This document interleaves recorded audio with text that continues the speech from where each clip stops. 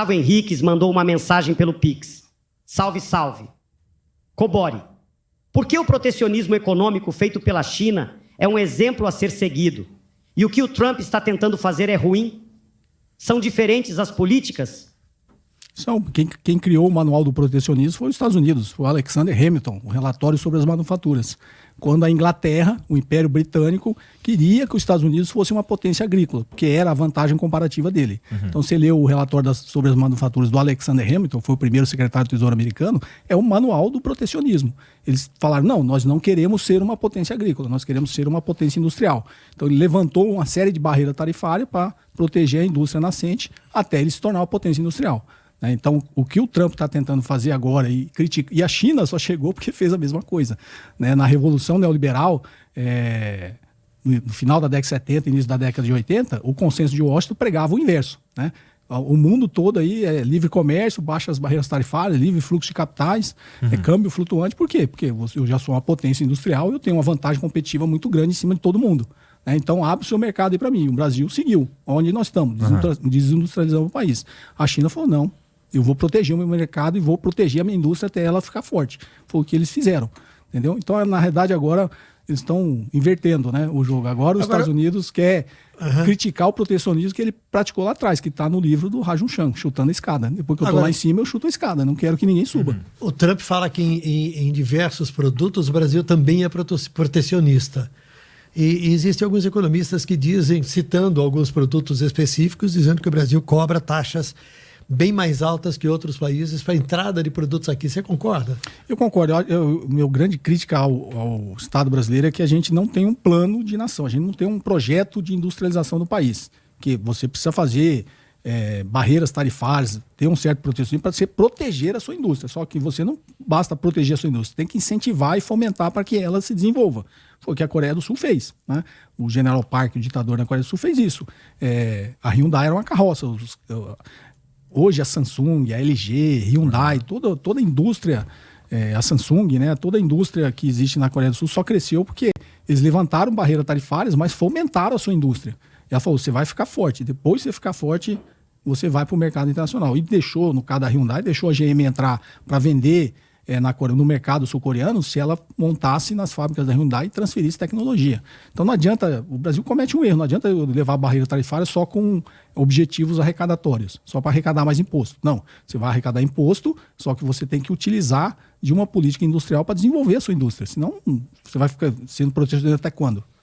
Todos os países que fizeram isso, Japão, Coreia do Sul, China, todos os países que se desenvolveram fizeram isso até que a sua indústria se desenvolvesse. E aí depois que eu tô forte, eu tomei os anabolizantes, tô fortão, agora você entra lá no octógono e pode trocar tapa com os outros. Agora, enquanto você for raquítico, eu não vou deixar você fazer isso, você vai apanhar. Então, o que a gente tem que fazer é ter um projeto de financiamento do desenvolvimento da nossa indústria, de investir em ciência e tecnologia, pesquisa e desenvolvimento, fomentar as nossas universidades, academia, que todos os países fizeram isso. Nós nunca tivemos, né, Cobori? Não. Nunca tivemos um projeto de desenvolvimento do país. Nem na época da ditadura? Nós tivemos com Getúlio Vargas, mas também foi... e Juscelino Kubitschek, uns 50 anos em 5, tinha isso aí, só que o problema é que a gente se financiou externamente. A gente criou uma dívida externa desde Juscelino Kubitschek a troco de gerar muita inflação no país. E depois disso a gente só veio se desindustrializando. Tanto que na década de 80 a China veio no Brasil para aprender o nosso projeto industrial. A China veio aqui para copiar o que a gente sabia fazer. Porque o Brasil, na década de 80, era uma potência industrial. Era a China e a Coreia do Sul juntas, o Brasil, a indústria brasileira. Nossa. Olha onde esses dois países estão, para onde nós ficamos. A gente abriu completamente o nosso mercado, fez tudo que o consenso de Washington pregou, e a gente, na verdade, se tornou uma colônia econômica dos países desenvolvidos. Estamos mesmo nessa situação. Eu lembro que quando a gente ainda estava no... Bom, eu sou de 85, então mais pro início dos anos 90 ali, enquanto a gente ainda tinha alguns mercados mais fechados, eu lembro que a gente produzia aqui no Brasil, se a gente for falar de videogame, vários clones dos videogames japoneses, sabe? Não sei até que ponto isso é bom também, porque a gente estava, de certa forma, institucionalizando a pirataria. A gente tinha o Famicom da Nintendo, que a gente tem no Brasil aqui umas 5 versões. Dá pra falar da Dynavision, do Turbo Game, do Phantom System, cada uma de uma empresa diferente, mas tudo clone da tecnologia japonesa e, assim, meio... parece pirataria, né? Então, quando a gente pôde receber esses produtos, a gente começou também a ter o verdadeiro Famicom aqui. Então, tem sempre dois lados, é sempre muito complexo tudo isso, não é? Porque então, mas antes de vocês, mas a China também copiou, só que a partir de certo momento ela parou de copiar. Uhum.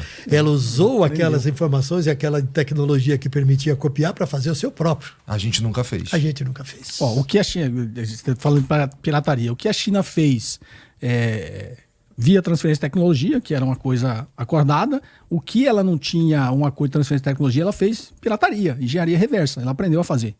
Só que junto com isso, você tem que investir em ciência e tecnologia, você tem que investir em educação, você tem que investir em pesquisa e desenvolvimento. E a China fez isso concomitantemente, isso era a base de um plano. Né? Tanto que hoje parece que tem celulares da Huawei que não tem no Brasil, que tem mais tecnologia embarcada do que os celulares da Apple. Né? Inclusive, custam bem mais caro. Né? Parece que tem um celular da Huawei que custa R$33 mil se fosse vendido aqui. Nossa. Preço de um carro popular. Então, o que a China fez foi aprender. De 100 mil, né? Para quem não se lembra dos primeiros carros chineses, que era aquela Jack Motors. Era ruim aquele carro. Só que ela aprendeu a fazer. Né? Hoje você pega os carros da BYD, dá de 10 nos carros da Tesla. Mas a gente faz do jeito errado também aqui. A BYD vem para o Brasil, mas a gente provavelmente não tem esse acordo de transferência. Deveria ter. É essa a crítica que eu faço. Você quer vender... O que a Coreia do Sul foi isso. Você quer vender no meu... E o mercado da Coreia do Sul é muito menor que o brasileiro. Você quer vender no meu mercado? Eu tenho um mercado grande. Só que eu tenho umas certas exigências aqui a ser feito. Se você quiser produzir e vender aqui. Então o Brasil deveria negociar a transferência de tecnologia e aquilo que não faz, como você disse, dos jogos, faz a pirataria, mas aprende a fazer, né? Depois o seu próprio. A gente tem alguém que esteja do mundo político está falando algo parecido com isso que você está dizendo aí, com um projeto de industrialização? Tem um cara super competente que está, inclusive, no Ministério da Ciência e Tecnologia, que é o Wallace Oliveira, o professor de economia. Está na equipe do Geraldo Alckmin. Agora a gente tem que ver se o sistema político deixa, né, com que isso aconteça, porque existe muito lobby para que tudo permaneça como está. Né? Claro. Eu estou falando, tem que ter um projeto de nação. E aqui toda vez que tem uma emergência, se cria algum programa ou muitos programas de auxílio a determinados setores em função da emergência. Aí vence o prazo da emergência, não se consegue acabar com aquela emergência. Aí se renova a emergência.